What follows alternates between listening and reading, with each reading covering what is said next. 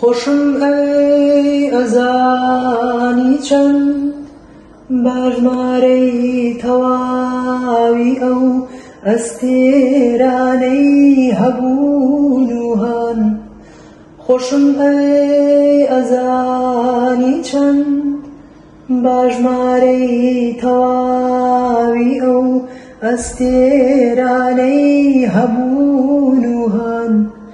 خۆشم ئەوەی هەزانی چۆن، خۆشم ئەوەی ئەزانی چۆن وەکو شەوقامەزنەکانت لەم شەوانەی دێن و دەڕۆن، لەم شەوانەی دێن و دەڕۆن.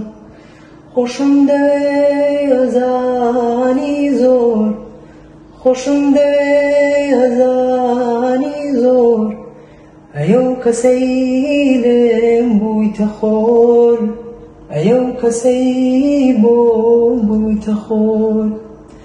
خۆشم دەوێ وەکو ڕێگام، خۆشم دەوێ وەکو ڕێگام چەدا نوقمی تاسەی ئەتۆم هەوامێزیش قەزاد لە گیان.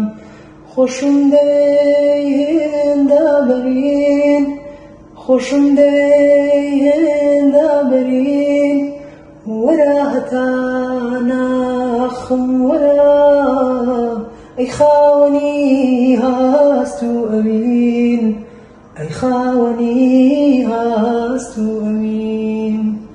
خۆشم دەوێ دەزانی زۆر، خۆشم هەوێ